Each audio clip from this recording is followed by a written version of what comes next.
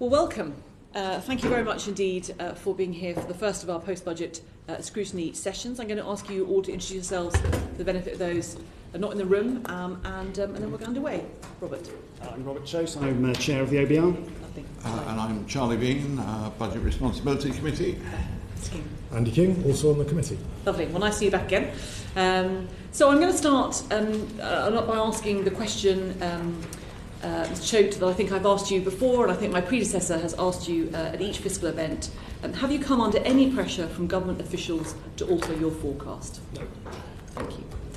So in your forward to the forecast, you set out across 2 pages a very detailed account of the timetable and difficulties you faced from the Treasury in relation to producing this particular forecast.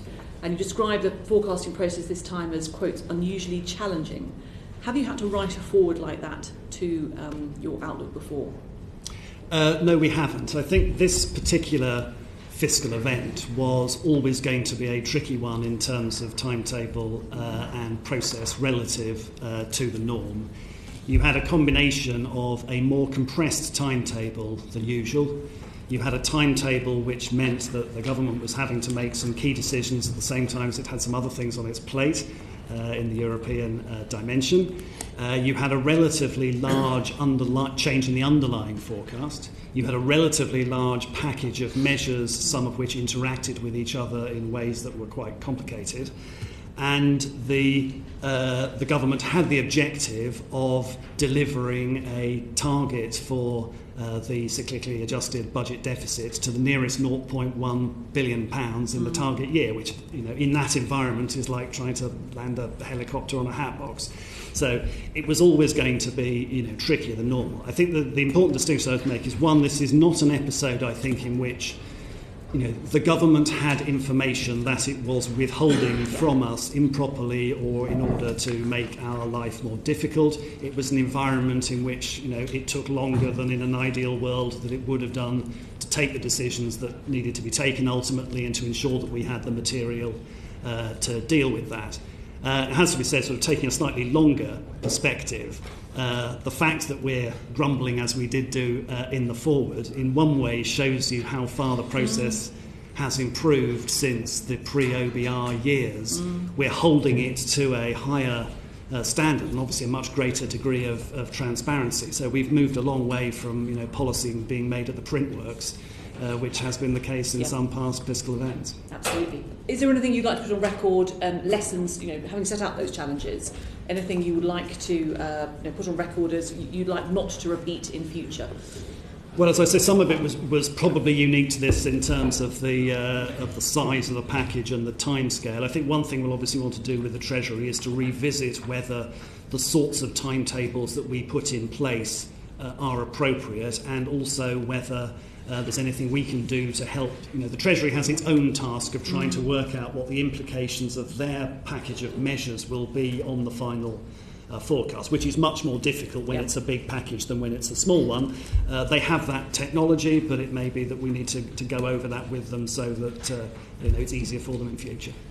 And were there any particular, I think in the forward you set out various deadlines that got missed. Were there any particular deadlines that caused you and your colleagues real difficulty in this process?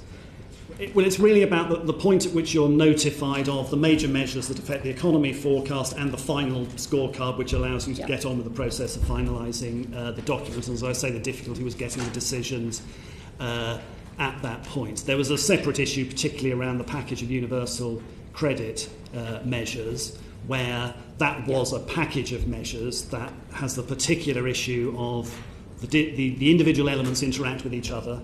They interact with other policy decisions, for example, on income tax, and you also simultaneously have the government taking a decision on the speed with which you migrate people over to the new system. So in an ideal world, we would have had more time to think about the coherence between that timetable and the set of measures that were there. And also, of course, in any welfare spending package, in a tax package, the government can think of what it wants to do, get HMRC to come up with a costing, talk to us, and then do what the hell it likes.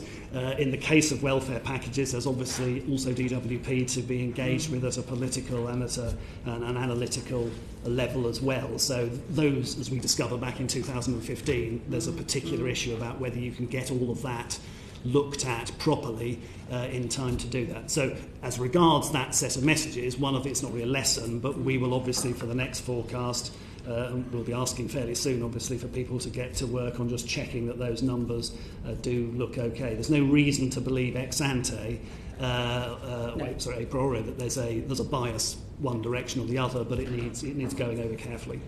So just, you mentioned 2015 there, and I think you did talk about that in the forward as well. Welfare, changes related to welfare or welfare policy announcements are a particular, danger spot. But it's the welfare nature of it and the fact to involve DWP that can cause particular issues in relation to timing, where you would like more time. Yeah, that's true. It's also the issue, as you know from the Welfare Trends report that we produced, that the underlying forecasting task with UC is particularly difficult anyway, because you're transitioning from one system to another, and you've got a stable basis for producing forecasts when you're at one end and the stable basis at the other end, but as people move from one to the other, it's very hard to know in real time what's going on. It's also a reform that involves a lot of gross giveaways and gross takeaways of different varieties that have apparently modest net impact, but therefore the uncertainty around that is greater than the relatively small cost versus the legacy system would imply. Mr. Bean, you've obviously got a long distinguished career with the Bank of England behind you as well, which presumably often is asked to prepare all sorts of work and forecasts at fairly short notice. How does this process you've just that's happened over the last few weeks and months compare to anything you experienced at the bank? I think it's worth saying it's a very different animal. The bank forecasts are all essentially generated through internal discussion. There may be data we need from the Office for National Statistics quickly and things like that. But we don't have to deal with lots of other departments or anything like that. So there's no real analogue for the forecasting the monetary policy process. Of course, on the financial stability side of the bank during the crisis, there's lots of fraught late night working to deal with bank rescues when you are interacting with the Treasury, the other financial regulatory authorities and so forth. But I don't think that's a natural standard of comparison. Now, there is a chance that the Chancellor may have to come and do this all over again in the spring. He did talk about there being potentially another spring major fiscal event on what happens on Brexit. We're surprised we're going to ask about Brexit in this session this afternoon. Anything you would like to put on record if that were to be the case, that you've got to repeat this process all over again for sometime in March or April 2019? Well, as you know, we produce forecasts when the government has a fiscal event or statement to put them alongside. There's not a separate timetable for that. And I think, obviously, we're assuming that we are doing one in the spring, come what may. Yeah. The issue, obviously, will be around precisely when the timing is and whether, the timing ends up being non-normal in the way that this one did because of, what you're up to at that point in the year. And the other issue then, of course, is whether there are measures in it or not. So last year, the Chancellor did, stick with his intended view of it being a fiscal non-event. Whether that is the case this time remains to be seen. I think you've already answered this, but just for the sake of complete clarity, do you think there's any material errors in the outlook because of the Treasury's conduct, if I put it like that? Not material, I would say. Clearly there is a slight disconnect between the economic forecast and the substance of the package. We were notified, when the late information on some of the decisions came in, that was after we closed the economic forecast. We've adjusted the fiscal forecast as best we can for that, and I think that should be fairly robust. The change that the original version would have had on the growth profile. Our best guess is that it wouldn't have tipped the rounding at 0.1% in the growth forecast in any given year. So in that sense, I don't think it's material. It's nonetheless better that you don't have those sorts of disconnects. And is there anything in the time that you've had since obviously you submitted the final forecast, and I know it feels. It's only Wednesday, and it does feel like perhaps the budget was further ago than it actually was. Has there been any other work that you've done, particularly in relation to UC, that you have now spotted anything else? Now you've had a bit, you and your staff have had longer to reflect on what was submitted. No, not yet. You've compressed the process as well as the government's compressed the process. So, it's been a question of sort of allowing the staff some period of emotional and mental and physical recovery, as distinct from setting off whole new work programmes over the last 48 hours. Yes, well, we're very conscious we may be busy with all of us doing other things in November as well. So, what to get. Just finally, before I hand over, we've touched on the Brexit, or the spring statement potential, and the type of event it could be. Are you preparing or proposing to update your forecast or updated Brexit assumptions once the shape of a withdrawal deal is known? And how long would you need in order to build in sort of revised assumptions once the deal is achieved for your spring forecast? Our forecast timetable is dictated by when the government wants to hold a fiscal event. So the question then is how much more information do we have in time to properly incorporate that? As you see, we produced a paper hopefully trying to set out some of the thinking that we would go through in addressing that. And I think, you'll be better experts on this than I am, is how much additional information do you expect to know about the end-state trade relationship, exactly what the new migration regime is going to look like, what are the set of consequential expenditure decisions that would accompany whatever agreements are reached on what we would like to continue to contribute to or not. Knowing what seeing only what I read in the newspapers, my guess is that we may not be much the wiser after a withdrawal agreement and associated political declaration than that. But you'll know better than I what level of detail you as parliamentarians will be expecting at that point. But we'll have no more. We'll have no more than you have, and no more than the general public has.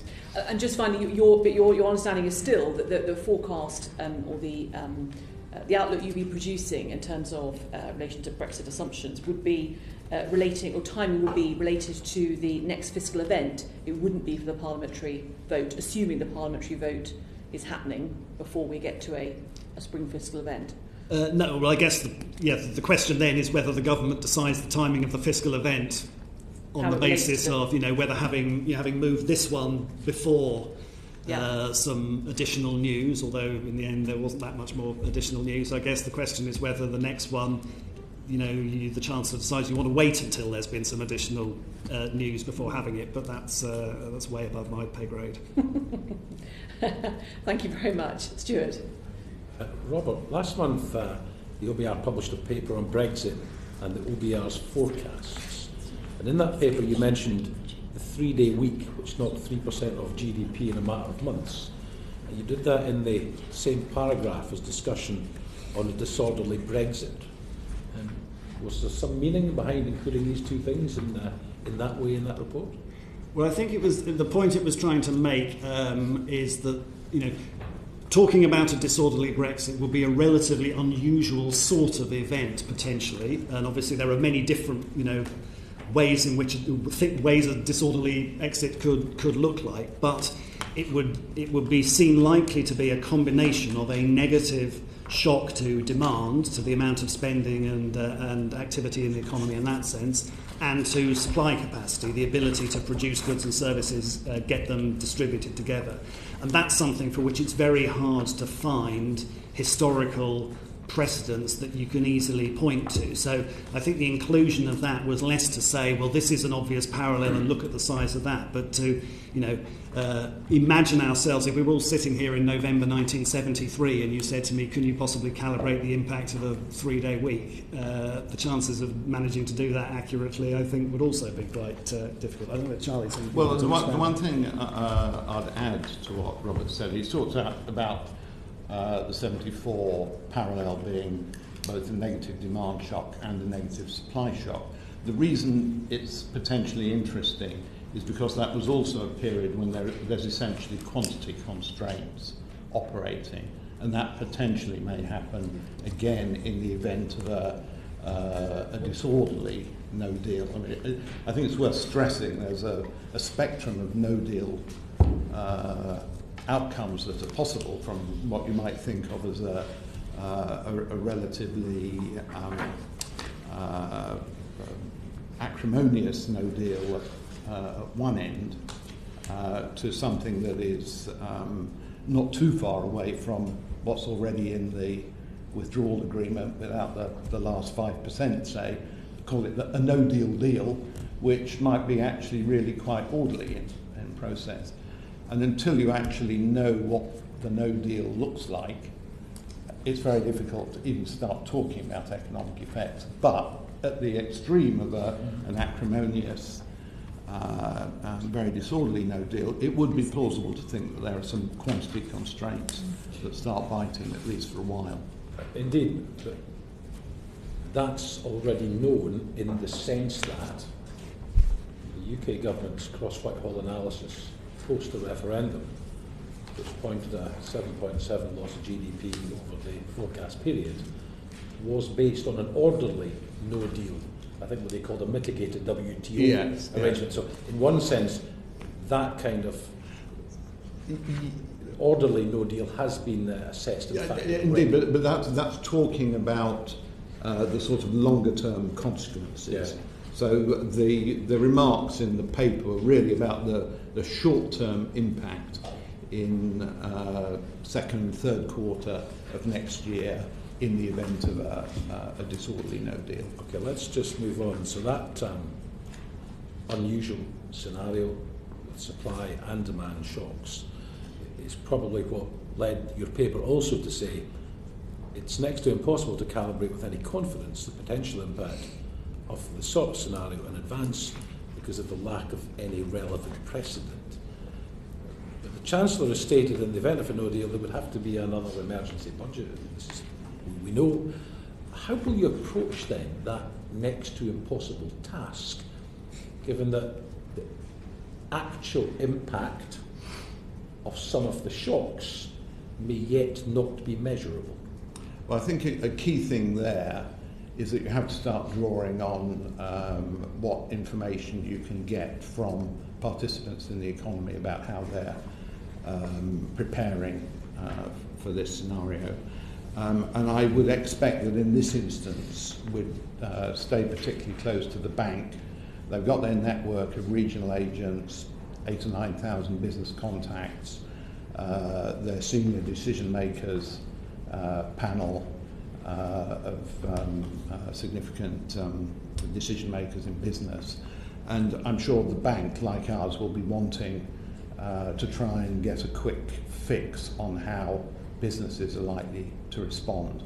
Having said that, there's bound to be a lot of uncertainty. How will households respond? And the thing about these sorts of events is that you can get amplifying processes kicking in that you don't necessarily foresee up front.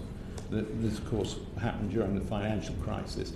But the way we would go about it is to try and use those additional sources of information as much as we could. Well, can I just add to that? I think the other thing is that I suspect it would be, how easy it will be for official statistics to pick up, in real time or shortly after the event what's going on here. If you have the sorts of disruptions that Charlie was speaking about, it will be easier to capture some of those and identify some of those, and so the bank, the ONS's initial view ex post of what has happened over that profile, over that period, say of a year or 2 years, may end up looking very different. Can I just add very briefly as a rider to that, because the financial crisis was quite a good example. of this. So after the collapse of Lehman's, within 2 weeks we were getting reports back from the agent contacts that orders had fallen off a cliff, and that this was a phrase that their business contacts used repeatedly.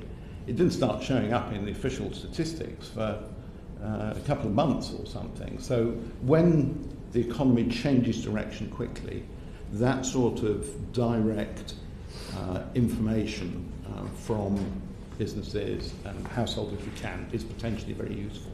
As I understand the very short-term difficulty, behavioural change, that kind of, I absolutely understand that. But given the pre-referendum forecasts, of which there were umpteen, by and large, with one outlier, had a -2 to -9% figure, depending on how we came out. They did look at budget, trade, productivity, FDI, migration, regulation, although not the specific consumer behavioural change. This information is there.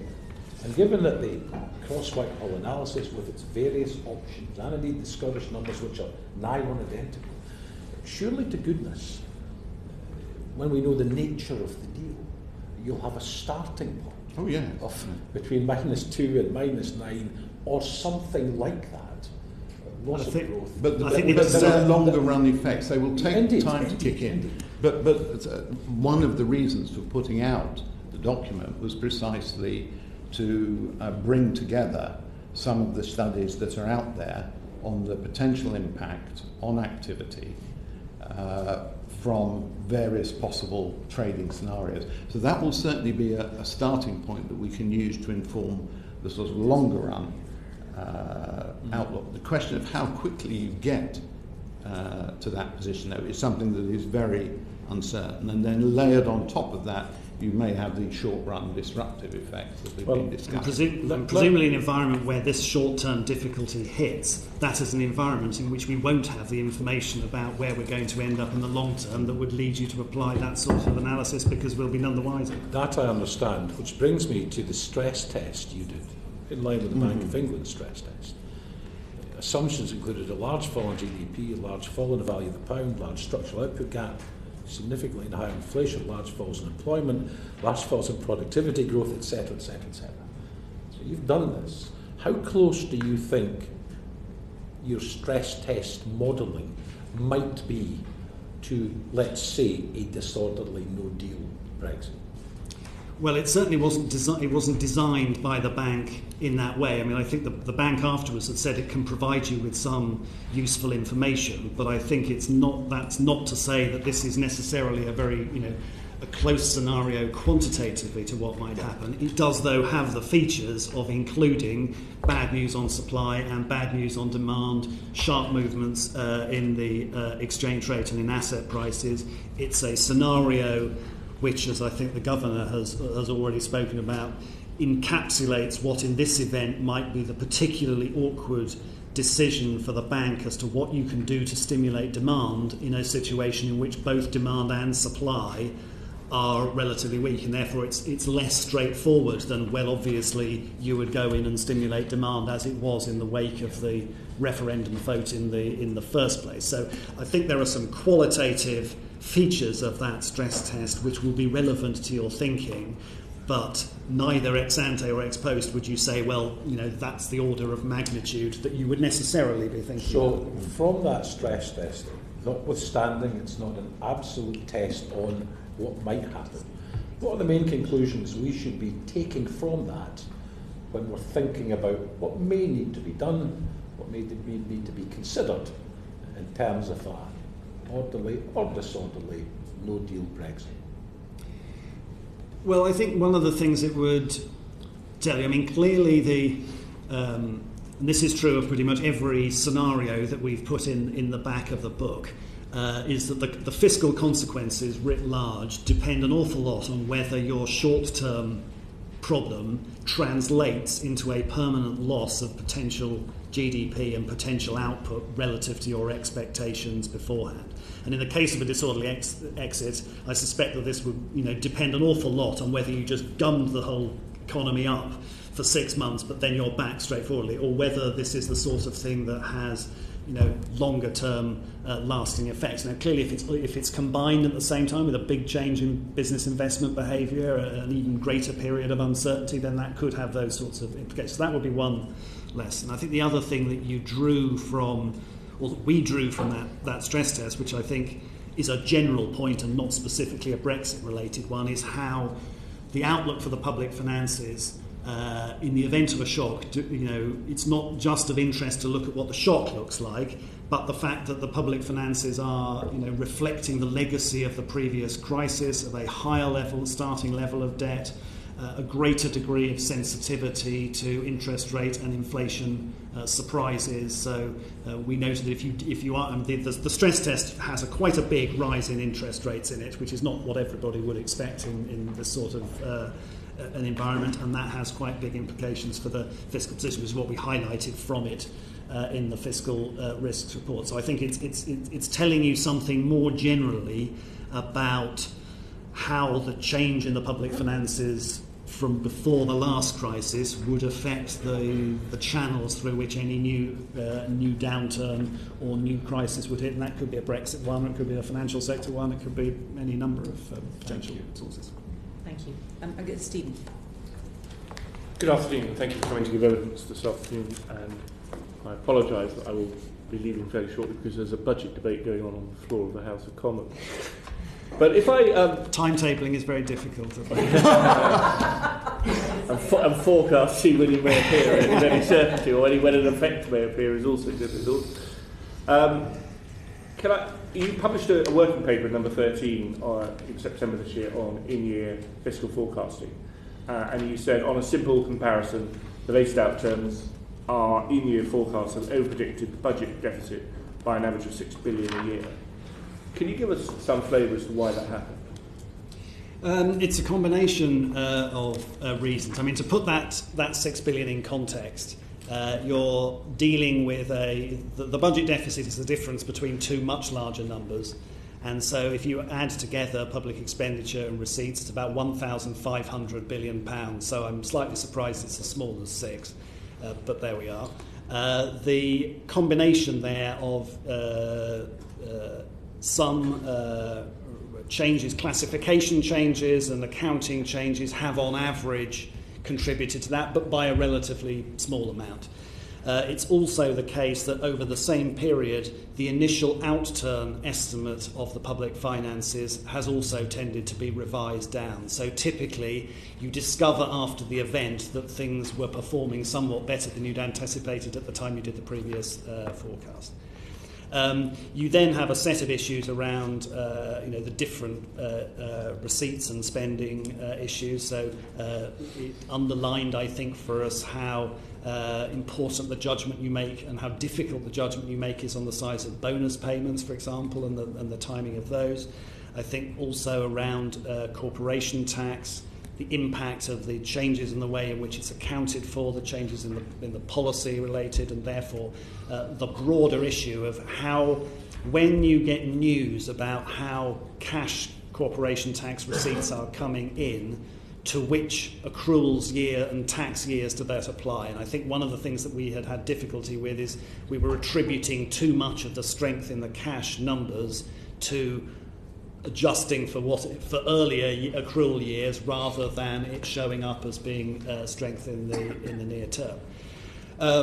Another challenge I think that you've had over this period is departmental underspending relative to budgets, and that's tended to be pushing it in one direction as well. So I think the lesson was that you had a variety of factors, more of them on receipts than on spending. And also there are particular years, what you tended to happen was that the size of the error had been declining from when we had started, but then you had a particularly big one in 2016-17 with a number of factors moving in the same direction. So I think the lessons that we ended up drawing from all of this were, in particular, I think going back again and doing what we can on the way in which we model and the way in which we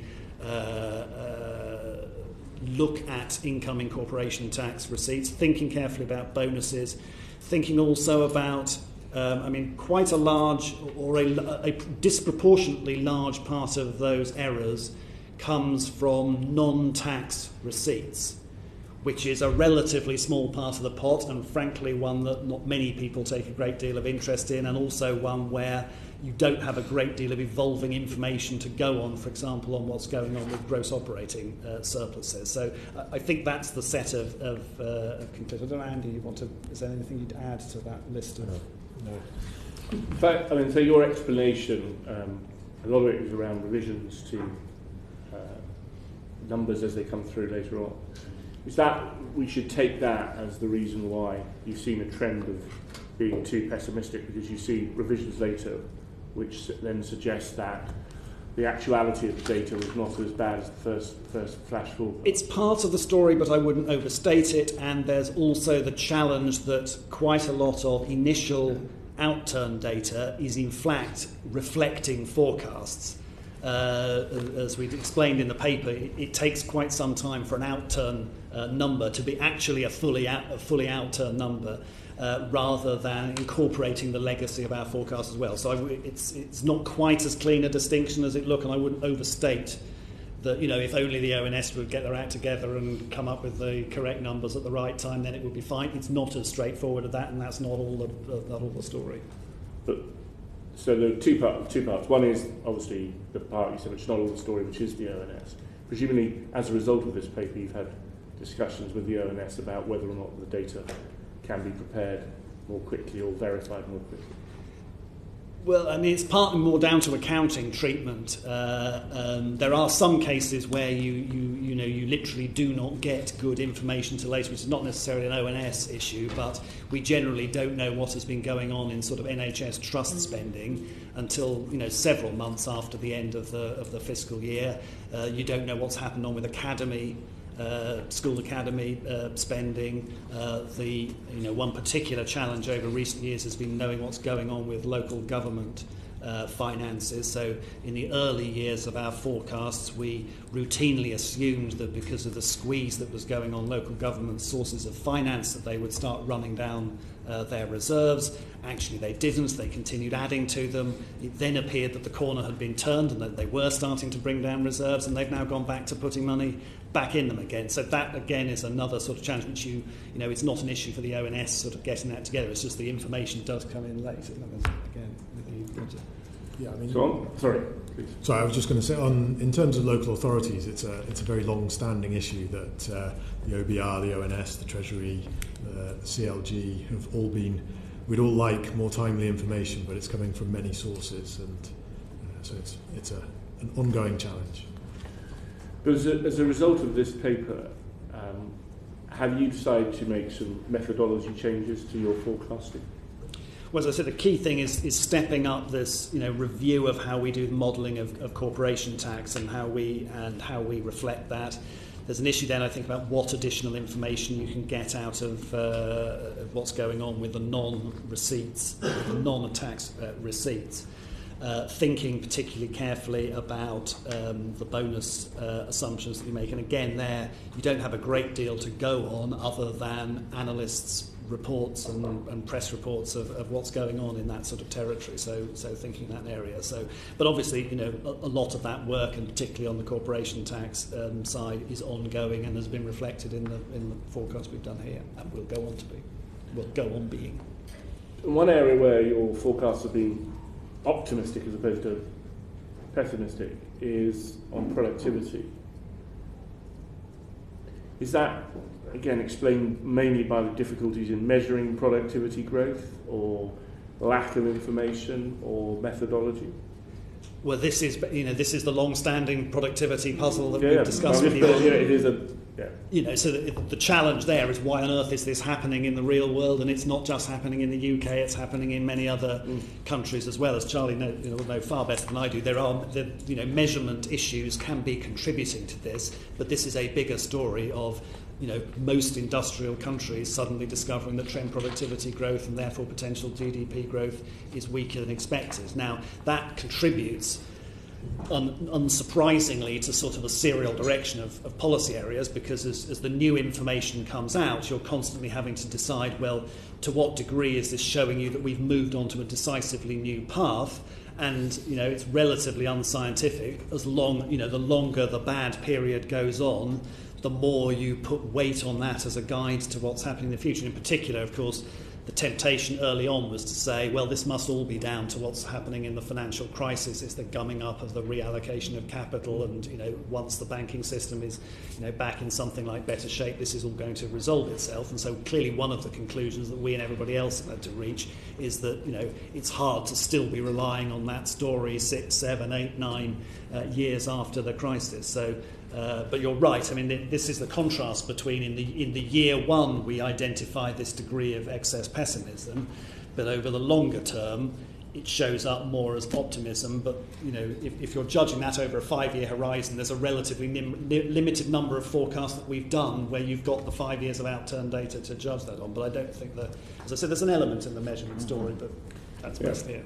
Because Professor Chancellor of the NIESR has suggested that whilst the measurement story didn't account for the unexplained productivity puzzle for a while, more recently he suggested there is a significant measurement error occurring for about a quarter of the forecast growth. Is that something you can concur?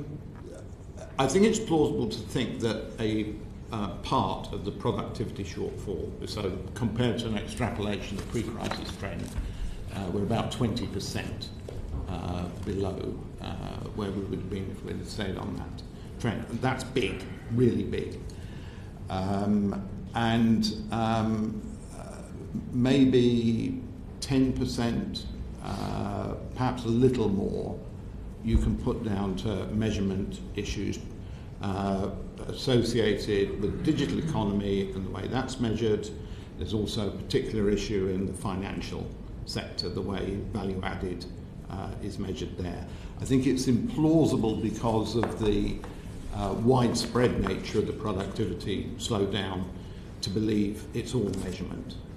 But it's probably true there is a measurement element, but putting a figure on it is quite difficult by its very nature.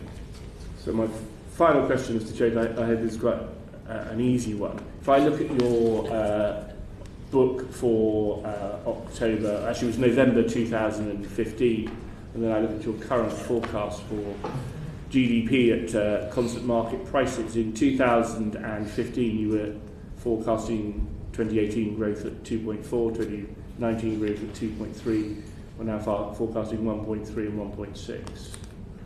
Do you think the whole of that is explained by the decision to leave the European Union and therefore a fall in confidence in the economy?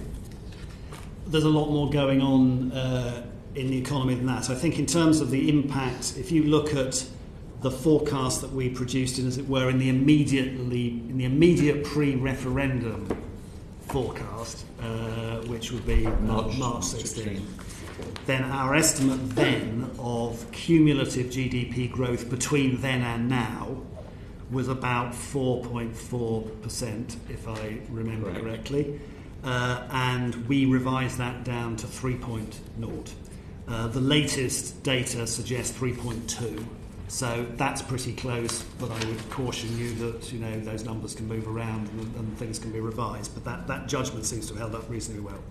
There are a set of studies that people have done that try to estimate how strong growth, or how much stronger the economy, or how much larger the economy would have been in the absence of the vote. It's a doppelganger or synthetic control approach, and the idea is basically that you look at a sort of a combination of economies that together would have shown very similar growth to the UK in the period running up to the vote, and then you say, well, what would they have done, or what did that combination do after the vote? And I think this is an area where different people are trying this. They've got different methodologies. They've got different groups of countries to look at. So I think it's very much work in progress for everybody who's doing this.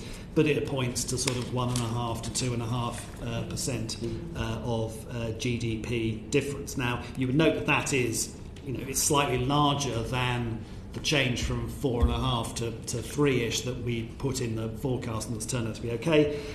That could be down to the fact that the world economy has grown more rapidly over this period than was anticipated. So therefore, if you had known how well the world economy would do back in March 2016, your forecast for both with the referendum passing and not referendum passing would both have been higher. But I mean, as I say, this is work in progress. It's very early, and people will be cheerfully debating this in the academic world for decades to come. Well, that's a very exciting prospect for So all was of the us. political Thank you.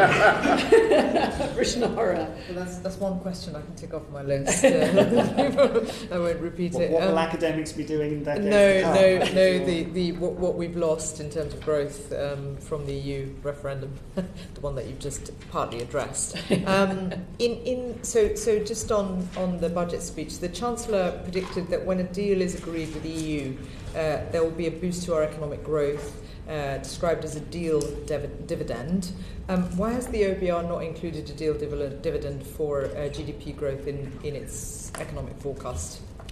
Well, we continue to base the forecast on the same set of broad brush assumptions that we've made about the potential implications of Brexit that we put in back in November 2016. And we've said ever since then that we don't have any meaningful basis for knowing what the outcome of the negotiations is going to be in terms of the key things that would matter for a medium and a long-term growth projection, what the trade arrangements will be, precisely what the migration policy is going to look like. So in that sense, we've kept those there. What is certainly true in the case of the forecast, it's a median forecast, and therefore it is not incorporating the potential impact of a disorderly exit. I think in terms of the deal dividend, that's not something we've had to address. It's basically the Chancellor is saying, look, policy could change and the underlying economic environment could change depending on what the outcome is. If by that you mean that at the moment businesses and financial markets have effectively said, look, there's some non-negligible possibility of a really nasty outcome here, and that is affecting both it's affecting asset prices, the exchange rate, it's affecting business investment, it's affecting business investment behaviour. You could be in a world where simply the removal of that immediate concern about something really quite nasty, even if you're still left uncertain as to what the very long-term conclusion is going to be, could release some pent-up business investment that people have just been hanging back on, and it could have a response in terms of asset prices, equity prices rising, and the exchange. Now, I'm not clear to me that plausibly delivers you a huge fiscal upside, particularly if you have a rise, if you have a bit more growth and a reallocation towards business investment. Stronger business investment doesn't help the public finances in the near term because of capital allowances. It actually weakens them. You end up with a stronger growth performance in the long term. So I'm not sure that mechanism delivers. There weren't words that you put into the mouths of the Chancellor then? Sorry? The deal dividend wasn't a phrase that you provided then to the Chancellor? No, that wasn't us. Right. So essentially, it's not a dividend. It's inaccurate to call it a deal dividend, is it not? From what you're saying. Well, I mean, it may just stabilise things if there's a deal, but not recover the loss. Well, I think when he's talking about the deal dividend, he's also explicitly thinking about it in two ways.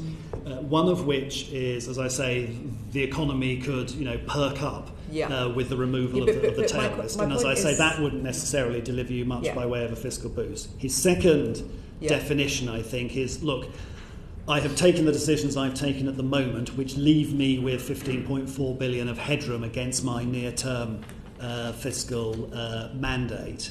And there is an environment in which you get a bad outcome, in which case you might need to spend that, dealing with the consequences. But then if you don't have a bad outcome, he could say, well, I could spend that on something else. Now, clearly both of those end up with more spending. So, how you would think about it in that context is clear. What it would do, I think, is sharpen the existing distinction or tension between the fiscal mandate in 2021, which he's on course to achieve with room to manoeuvre, and the legislated, stated fiscal objective of delivering a balanced budget by 2025-26-ish, which you're no closer to achieving. And if you spent the sum of all of the 15.4 billion either dealing with a bad Brexit or because you pay it out because you don't need it to deal with a bad Brexit, you move yourself further away from that rather than closer. But just to put it very simply, whatever the outcome of the negotiations, whether there's a deal or not, the upshot is that we're not going to recover the loss that in GDP growth that you're referring to. Obviously, lots of debate about the precise amount post referendum. If we, in terms of what has been, what the consequences already been following on from the referendum. Would that be true? Would that be the case? Well, obviously there's a big debate over the very long term, what the implications are, whether the quote unquote opportunities will outweigh the nearer term costs and where you end up in the long term position. Near term, the idea that you have dodged a particularly disorderly outcome, but you're still left uncertain where you're going to be in the end point. It would seem unlikely to me that would deliver a positive surprise that would recover 2% of GDP relative to the path that you would otherwise expect. As I say, there may be a composition issue as much as a size issue in terms of the change in business. And just moving on to the transition period, in your EFO you state that for the first time that you've included a transition period in your forecast, but you're saying that the inclusion of the transition period has no impact on our forecast for net trade or GDP growth. Why would that be the case? Could you say a bit more about why you came to that conclusion? Well, it's basically when we reached the original judgment back in November 2016, one of the conclusions that we reached that was likely to be applicable under a variety of Brexit outcomes is that you have less trade intensity in the economy. So less export growth than you would otherwise have, less import growth than you would otherwise have. The decision we made then, which I think is pretty much in line with the decisions that most other people on this base have done, is that those effects wash out. Right. So you have, there's less trade relative to the size of the economy, but the difference between the two doesn't change in a way that is either a drag or an impetus to GDP growth. So the fact that we've incorporated the transition period because it was part of the draft withdrawal agreement for the same reason we incorporated the divorce bill, but as I say, it really doesn't make much difference to your expectations of where the economy overall is going. Great. Did anyone else want to add anything? Well, the one thing I guess we should add is that the other element that was put in November 2016 was a downward adjustment to investment.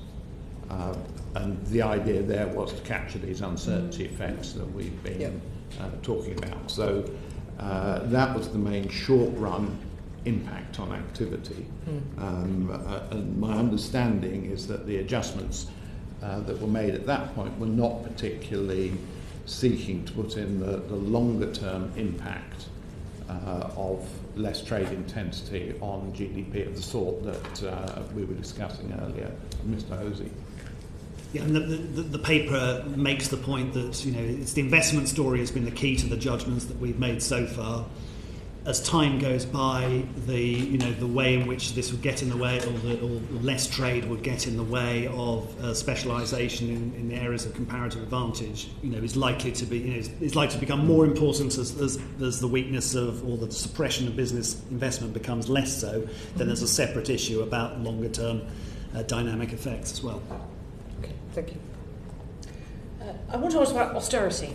And you describe the budget as, and I quote, the largest discretionary fiscal loosening of any fiscal event since the creation of the OBR. Speaking plainly, I suppose almost a yes or no answer, does that equate to the end of austerity? It depends on what you mean by austerity. That's not a yes or no answer, Mr.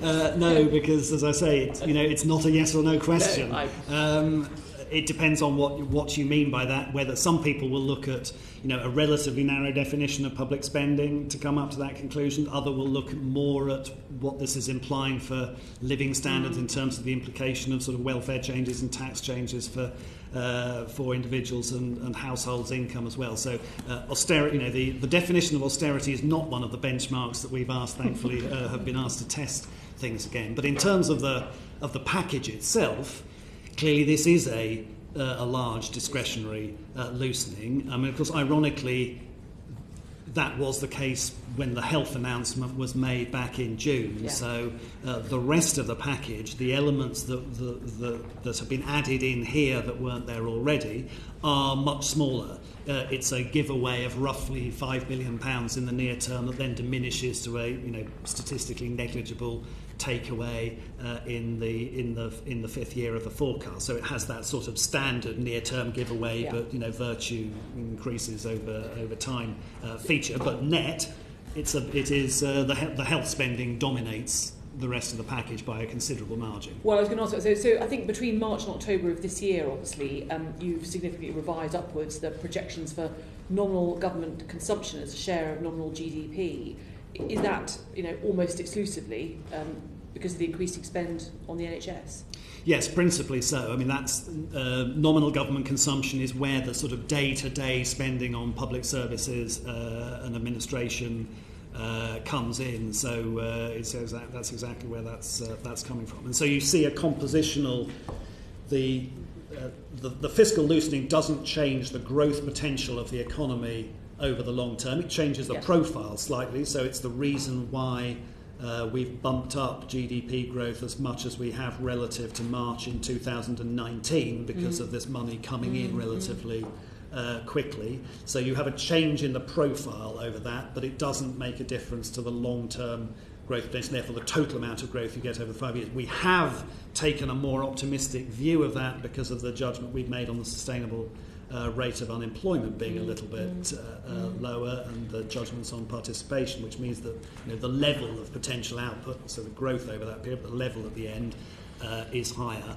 The changes in public services spending have more of a compositional and a timing effect than a long-term growth effect.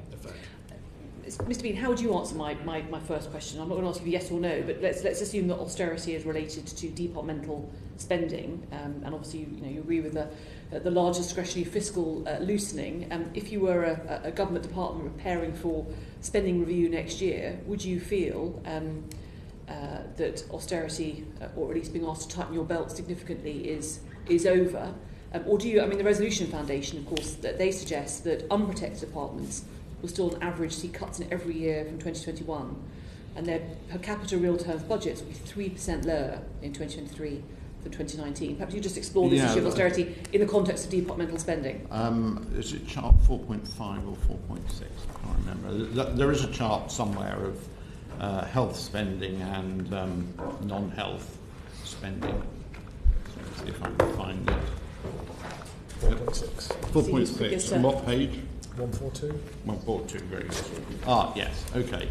So chart 4.6 on page 142 is a sort of big picture story. So this is real resource spending, so think of this as current spending. And the yellow line tells you the story of significant increases in the health sector. The blue line, as you can see, was declining for the past couple of years, now flattening off. But of course, that being stable doesn't tell you what happens to the individual departments within that. We know the Chancellor announced increases for defence, overseas aid, and if the overall total for non-health departments is flat and some are getting an improvement, simple mathematics tells you that some others must be facing further constraints, but who they are, presumably, we won't find out until the spending review. Yeah, exactly. Okay, that's very helpful. John. Oh, all right. I can come back later if you like. Busy listening, Mr. King. Start with my usual question. So the Chancellor forgot to say what net migration would be, but he suggested, as I recall, 800,000 new jobs, and you're suggesting here that unemployment will go up. So will we be right to presume that there's going to be around 800,000 new net migrants over this period? Do you know what the... I mean, what I think we do state is that the growth in employment is more than accounted for by the rise in the population over this period. If you're looking at that in nominal terms, and migration would be an important part. I think of you that. say it drops. Net migration, you suggest, drops by 23-24, drops to 165,000. So over a 5-year period, that's 800,000 net new migrants in the country. Yes, we've stuck with the same set of ONS population projections that we've used before, and that's where that's taking it. Now, I think if you look at the recent outturn data, it had been coming down relatively closely with that projection until relatively recently, but recent data revisions suggest it's somewhat stronger than that total suggests, but not sufficiently for us to change that as a long-term anchoring. One other thing to add into the mix here, which is important, is we've got a higher rate of labour force participation in this forecast than we had in the last one. So some of these extra jobs are being filled by people like me who are staying in the labour force longer. And very welcomely so. I'm pleased that you've confirmed there's 165 and a drop to that by 23-24 for a 5-year period is over 800,000, and it's always helpful to me that the Chancellor would actually spell out what his policy is, not least because the government's got an immigration act at some stage to come forward to. I mean, remember the net migration is starting higher than 165,000 Oh, and indeed. moving down to that level. Indeed, as we've discussed previously. Also remember that net migration includes children, so they don't work in the UK. No, it's just it's always interesting how that doesn't ever seem to get mentioned, despite all the Brexit issues and how that might change it. On housing, the government's suggesting 300,000 units, I think, a year.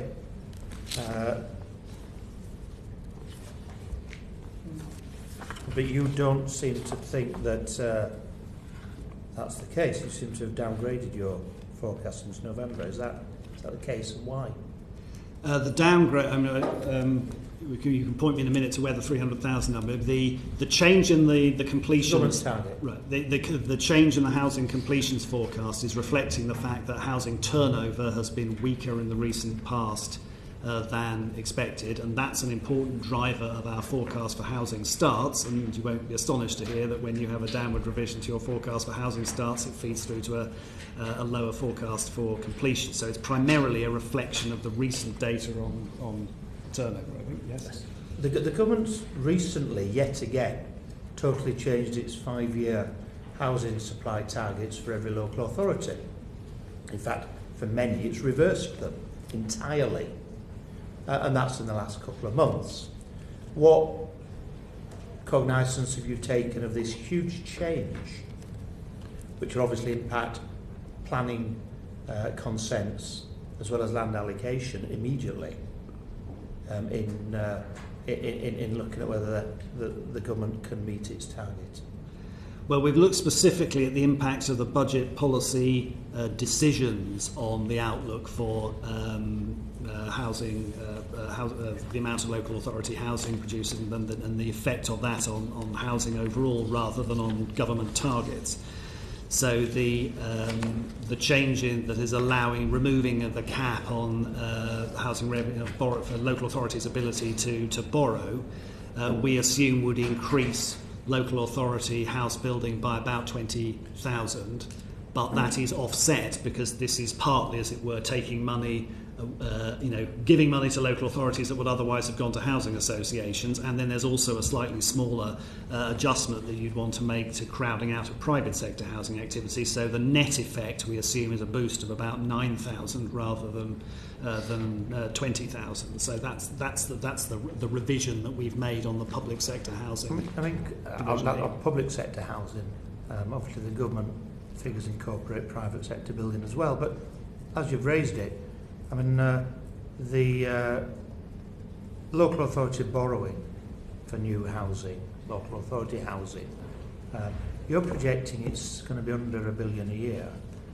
but the figure of £1 billion comes from local authorities having to compete. Now, every local authority says it wants to build lots of houses, so in fact, shouldn't that figure be a lot higher? Well, Andy, do you want to put that on? Well, so I think the billion figure comes from a previous measure that has been kind of subsumed by lifting the cap entirely. And in costing, or in looking at the costing for this measure, that scheme was actually quite helpful because local authorities had submitted bids for it, so there was quite a lot of information about the plans for those who were eligible and had bid. And I think the number of bids that had come in, or the value of the bids that had come in, was worth around £2.5 billion, maybe a little less. And so the costing kind of assumes that happens, but slightly more slowly than would have been the case under a time-limited borrowing measure. And then that some of those local authorities that weren't eligible to bid will also use the borrowing space. So we've assumed that all of the bids, which far exceeded the billion cap, will go ahead over 5 years, and then some more on top. So I think you need, in essence, you need to add up the 5 years if you want to compare it to the 1 billion. I mean, Mr. Chote, in your March 2016 outlook,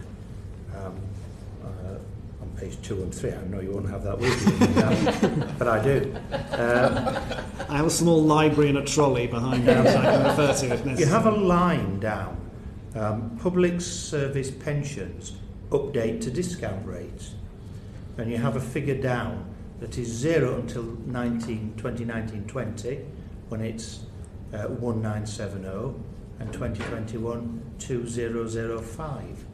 I can't see that in this forecast. It's disappeared. It hasn't disappeared. That was a policy that was introduced in the 2016 budget and has actually been updated in this budget. It's one of the largest in terms of, outside of the health announcement, it's the largest in terms of billions of pounds. It relates to the discount rate that the Treasury sets in order to calculate public sector employer contributions. It was reduced by 0.2 in March 2016, and I think another 0.4 for this forecast. The overall effect is in the latest version of the EFA. I think it's roughly 5 rising to 6 or 7 billion a year, but the difference between the two measures is that in 2016 departments weren't compensated for it, so essentially it imposed a pressure on what they could otherwise spend their DEL money on. This time around the Treasury is compensating them because essentially those employer contributions Can I just stop you there? That's why it's not in, because as the Treasury is compensating, it goes to 0. However, the government decision, is it not, is to compensate only for 1920, and there is no decision beyond then. So in fact, the line that you have in November 16, post 20, should be in again for every consequential year, and as you pointed out, should be higher. In fact, I think it should be about 4 billion. So I'm asking why it's gone. That's creating a rosy picture of departmental spending, of cuts that departments will have to make because government has only, has it not, guaranteed that money in the first year. My understanding of this is that the money has been put into the reserve in 2019-20, but then beyond that there are no departmental allocations because there's not been a spending review, but the total of resource departmental spending reflects that higher standard. But 2 years ago, you put in a figure for 2020, 2021. So there's an inconsistency in the OBR's approach here, No, and a big inconsistency. In March 2016, this did not change resource departmental totals, but it was reflected in the fact that it would reduce the net cost of public sector pensions. So it was a pressure. This time around, as I understand it, again, some of the March 2016 2 billion has been compensated because it was an NHS cost and was compensated as part of the overall health package. And then all of the new effect from the latest change in the discount rate is compensated in the kind of assumed path of resource del beyond the spending review. So the government announcement only in the first year.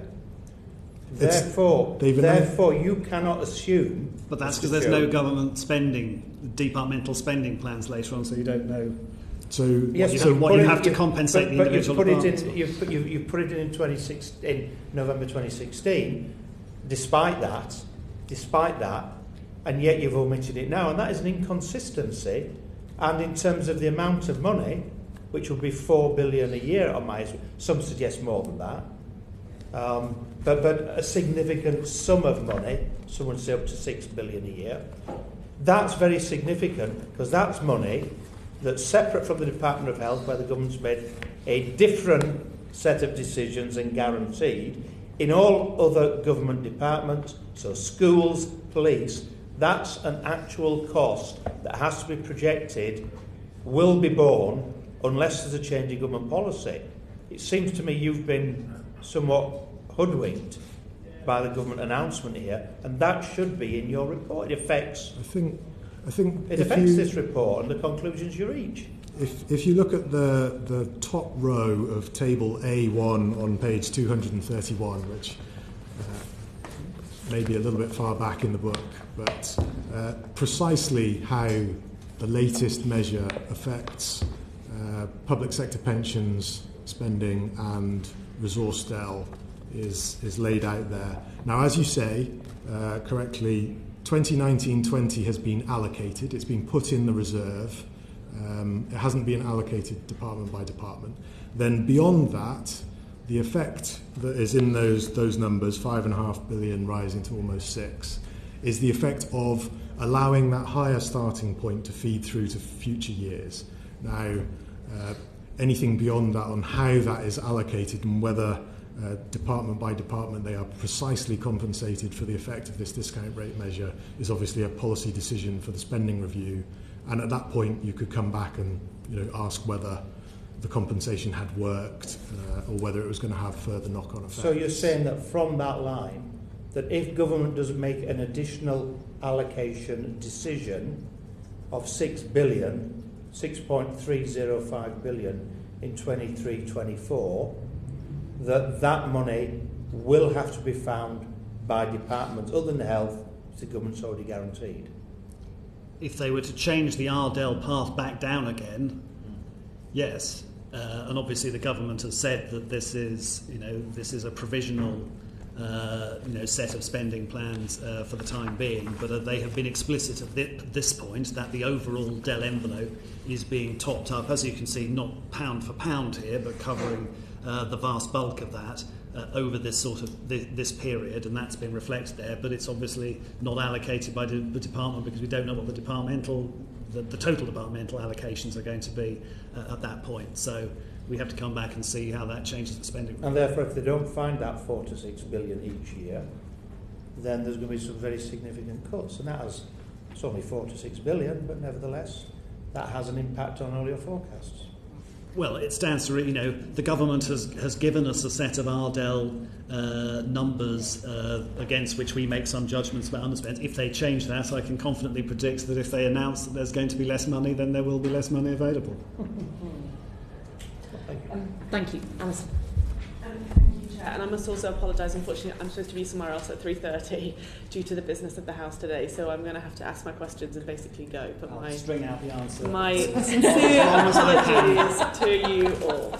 I just wanted to come back to the modelling and specifically the information that you have on the cross-Whitehall model of Brexit. I just wondered if you could talk us through the information that you have. You note in your discussion paper that Stewart mentioned earlier that you had received some more information about that cross-Whitehall analysis. Could you talk us through a bit more about what that is and what you know about it?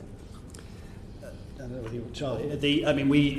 We've looked at one of the things we wanted to do when we were producing the paper was to look at not just the Whitehall study but the other studies that people have done of the impact, and to tease out what are the key judgments that drive the size of the responses that you get out of this. And so we've taken that approach not just on the Whitehall one but on talking to the other ones as well. And you can see from the comparisons that we've made that there are a number of differences between the different studies that highlight the importance of some of those judgments. For example, how is it that you identify and try to estimate the size of the impact of the non-tariff barriers relative to the easier task of a numerical tariff barrier? Should you be thinking about constant or increasing returns to scale in the way that you do the models? Should you be taking into account dynamic effects or purely static effects? So it was teasing that element of that, but certainly we were given, we looked at the information that has come into the public domain on the Whitehall study and asked questions about that and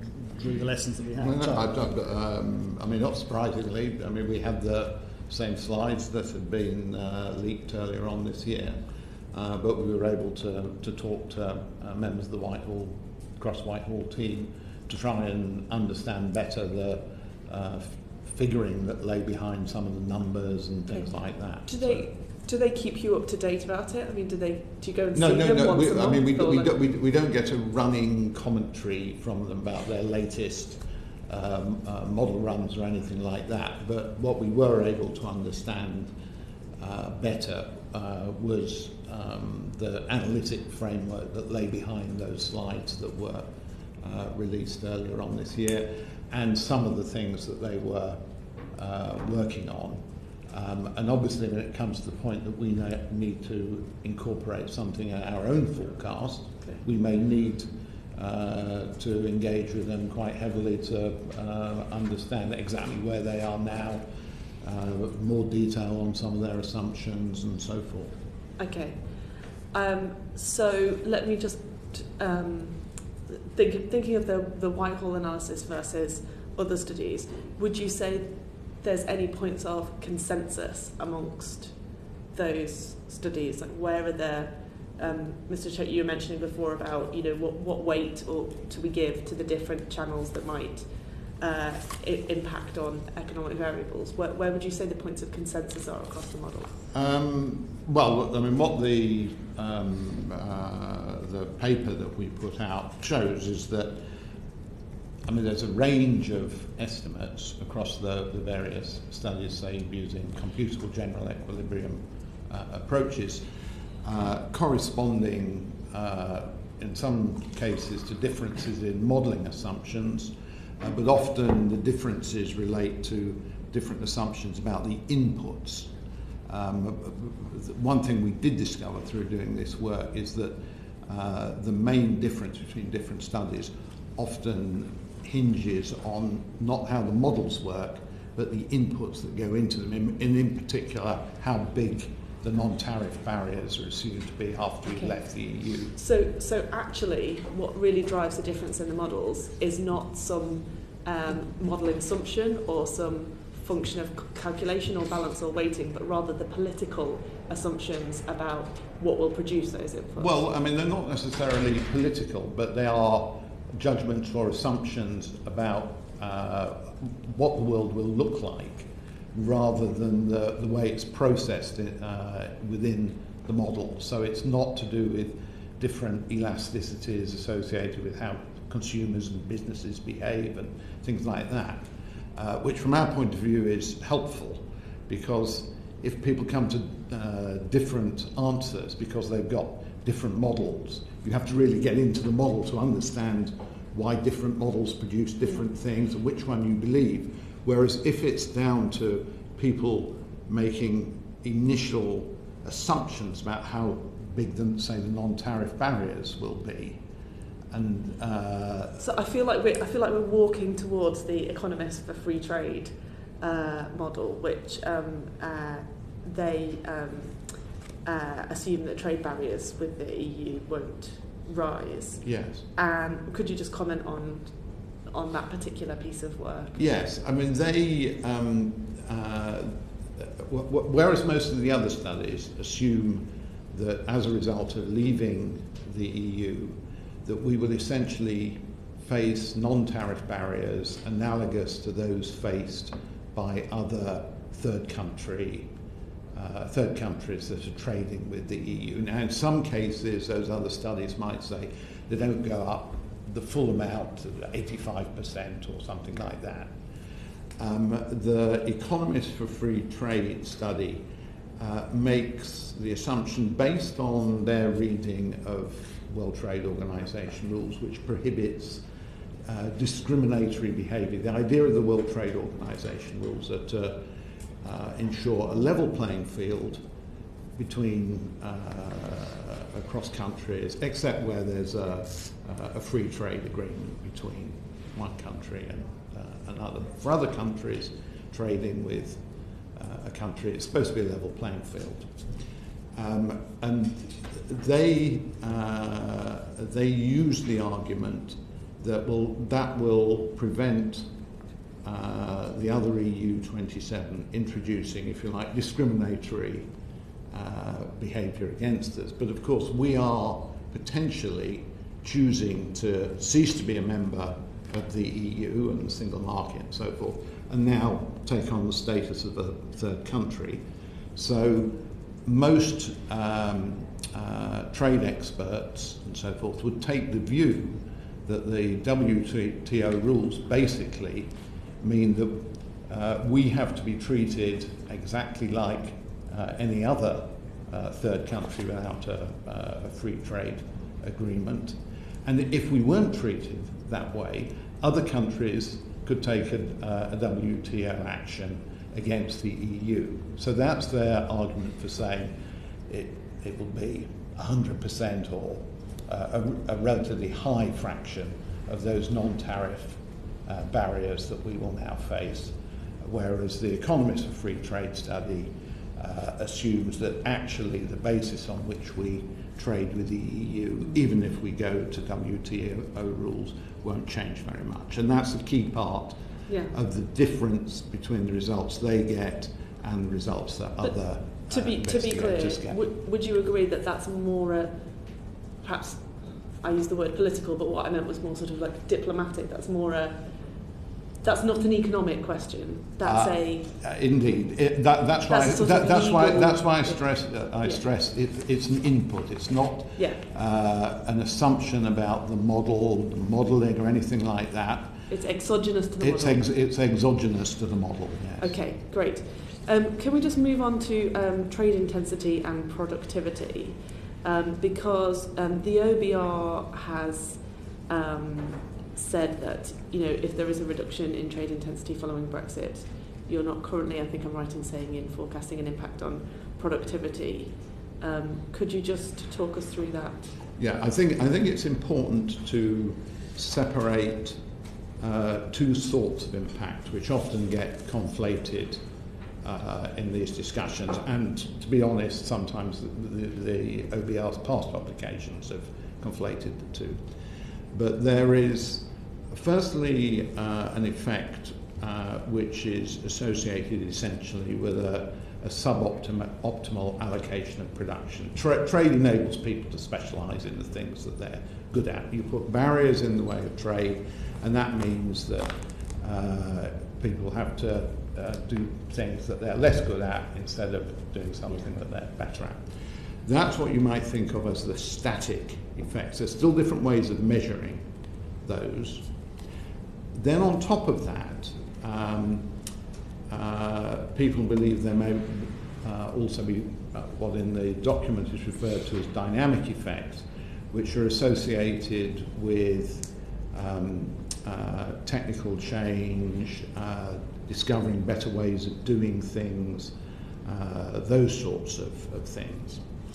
Now, my read of the literature is that the evidence on the link there is It's not non-existent, but it's weaker than some of the evidence for the static effect. And also presumably fairly long term. Yes, there is certainly a question mark about how long it takes to materialise. Does it take place primarily through FDI investment, having foreign ventures based there, whatever. So it's a more tenuous channel, I think, than those static effects which are associated with an inefficient allocation of production. Okay, and can I just come back to just some specifics, particularly on the WTO type Brexit that we were just discussing now, and it's less the kind of like long-term productivity argument, but the immediate short-term impacts that we might see, for example, on food prices, because there is some uncertainty on what we might expect on those sorts of goods with, it's unknown what would happen with tariffs. It might be slightly more well understood what might happen with sterling and therefore the cost of imports. So would you just say a bit about what you think, where you think the consensus view is on what happens immediately to things that we need now, such as food? Okay, well, focusing particularly on food and agriculture is actually quite sensible, because that's one of the areas where there's relatively high tariffs in the EU. As it stands at the moment, there's no tariffs on trade between ourselves and the other EU states. If we left tomorrow on WTO rules, agricultural produce that we produce and was sold in to the EU would have the EU's external tariff imposed on them. There is then a question for us about what our rates are. A lot of the modelling exercises that people have done have assumed that we at least would start with imposing the same external tariff that we have at the moment, which is the EU tariff rates. They would now apply to stuff that we buy from the EU post our exit. So we would now be levying a tariff on agricultural produce that we're buying from the EU. So there's a direct increase in cost there for both us buying agricultural produce from the EU and the stuff that we're selling in. Now, that may not necessarily be, of course, where you end up, because as a nation we could decide, right, we're not going to have those as our tariff rates, and the Economists for Free Trade group argue that actually the UK would be better off unilaterally slashing its tariffs, in which case obviously UK consumers wouldn't face those. And the other channel that you need to factor in all of these trade things when you're thinking about what's the cost of buying stuff from abroad is what happens to the exchange rate.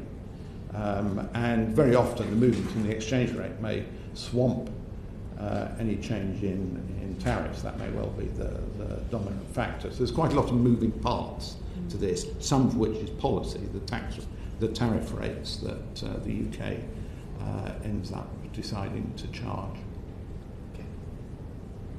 I suspect we'll be revisiting this in the course of the next few weeks and months and what was it, decades or something. So moving on though, welcome to our new member, Colin Clark, about Scotland.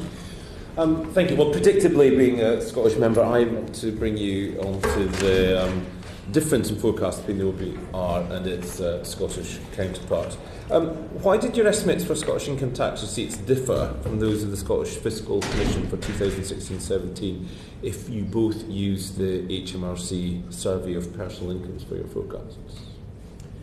I think the difference between the two forecasts that were published prior to HMRC having published outturn for that year were relatively small. I think around 150 million on a tax of well over 10 billion.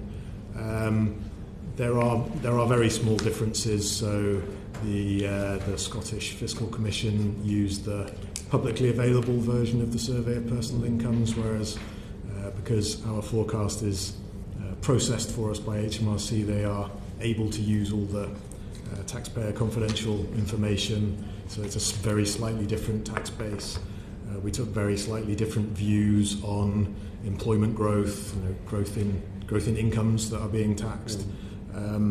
But these differences were small in the scheme of things prior to knowing the outturn. I think the more interesting question now is that HMRC has published an initial outturn for those liabilities, which was 700 million lower than our forecast, 550 million lower than the SFC forecast, and implies a much lower share of UK-wide income tax is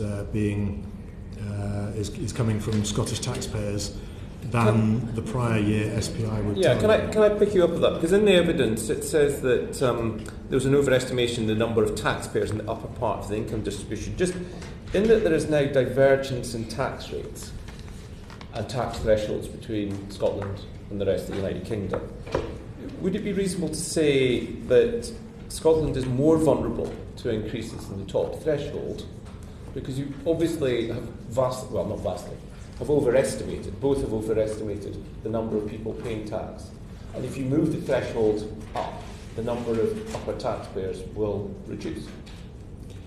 So I think that's precisely the question that we will be trying to answer with our colleagues in the SFC over the next year as more information becomes available, because the tax rates did not differ in 2016-17. And the overestimate in the number of higher rate and additional rate taxpayers is relative to what was reported in the survey of personal incomes for the year before, versus what HMRC have found by flagging Scottish taxpayers. And so there's a slightly different methodology here.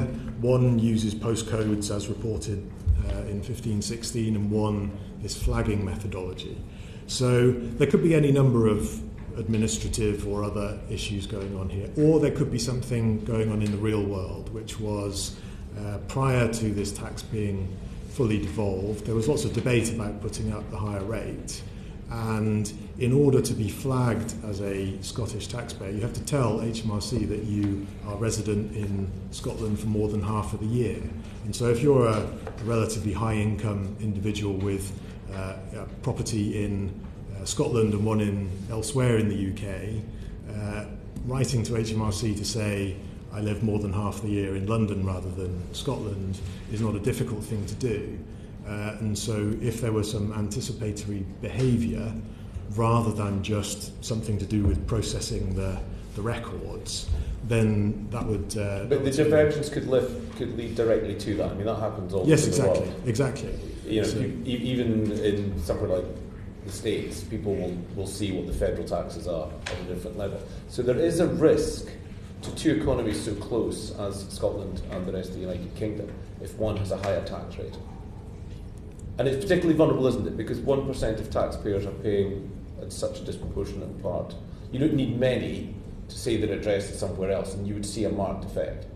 That's absolutely right. So even before we knew the information about 16-17, when we were looking, and when the SFC were looking at the effect of raising the top rate of income tax, they were looking at this behaviour and whether people would change their address. Now, it's a particularly significant risk for the Scottish government, because if someone changes their address, the Scottish government loses all of that income tax. It doesn't leave the UK, so our UK-wide forecast is less vulnerable to this type of activity. So on that basis then, why do you use different methodologies to the SFC to estimate the Scottish rates of income tax receipts? Is that just historic or something that's... because there can't be any difference. The differences are quite small. They reflect... So we use the same methodology for Scottish income tax as we do for UK-wide income tax, which involves HMRC's personal tax model, which is built from taxpayer confidential information. It's the best that we think is available. As I understand it, the SFC's model is very slightly different. So have you now signed a memorandum of understanding with the SFC to set out practical working arrangements To sort of avoid, is that what the point of the memorandum is? We have principles of engagement between the OBR and the SFC, which is kind of a stepping stone to an MOU. As soon as, once our shared working is bedded in, we will codify this in an MOU. What's the point of having two different organisations? What was the reasoning? Well, the Scottish budget process takes place on a different timetable, and I imagine the OBR could have done it. Well, aren't you transnational? Aren't you independent of?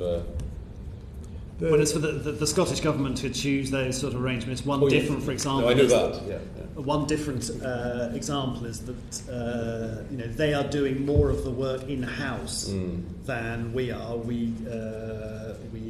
HMRC does more of the handle turning for us, whereas they're going to. Are they marking their own score sheet? Sorry? Are they marking their own score sheet? Because you're effectively. You I think the interesting. With marking what HMRC are doing. With the forecast that we're doing, we have a very good working relationship with the SFC. When we're preparing these forecasts, the pre-measures forecasts, we have, and also with the authorities in Wales as well. There's an opportunity across all the taxes that have been devolved to see if anybody has got any new approaches on the methodological side. Is there new data that people are aware of that we're not able to, or that we wouldn't necessarily be aware of? So that works out in that way. And I think our shared view is that we don't lose any sleep over the possibility that the numbers might come out somewhat different. But we need to have a sort of shared to be able to explain, where those differences come from. And as Andy says, in most cases, those differences are much smaller than the uncertainty around either one of those forecasts implied by the normal uncertainties of what's going to go on with wage growth, employment growth, etc. So does the devolution of income tax and other taxes to Scotland and Wales make revenue forecasts more complex for the OBR? Well, one of the points you come to, clearly the greater the degree over time that the policy rates, rules, etc. diverge, then the more complicated it gets because of trying to work out what the behavioural implications of those differences are going to be. So in part it depends on where policy goes. Obviously there are issues about what information you have available. We don't produce a separate Scottish macroeconomic forecast to drive our judgments, for example, whereas obviously the SFC is looking and is able to devote more time and resources to thinking about what particularly might be going on in the Scottish housing market or the Scottish labour market relative to us. But sharing that information is useful for both of us. And are you able to model the divergence? What I'm really trying to get to is that in the same way that Europe has accused Britain of maybe becoming Singapore off the shore of Europe, if there's a significant divergence in tax between two neighbouring countries, two countries in the same unitary market, how do you model that risk? Because there must be a compensation. You could end up collecting more tax in the rest of the UK and less tax in Scotland. But there must be an economic risk for whatever country diverges, plus or minus. If the rest of the UK were to slash income tax and Scotland decided to stay in higher income taxes, that would be the other way around, but that would cause an enormous economic effect, wouldn't it? Yes, well, yeah, and the thing you're interested there is not only is there a genuine economic effect, but also does it encourage people who have not actually changed the amount of time they live in one place versus the other to report it in that sort of way. So you've got both genuine potential economic behavioural responses and other ones as well that you need to think about. So just finally then, does the devolution of taxes to Scotland and Wales constrain the UK government's ability to meet its fiscal targets? Does it create, or is it just net?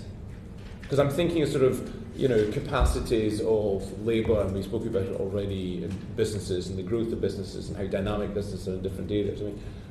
Does this create a fiscal dynamic that if the Scottish economy slows down or the UK economy slows down relatively, can that affect the UK government's ability to hit their fiscal targets?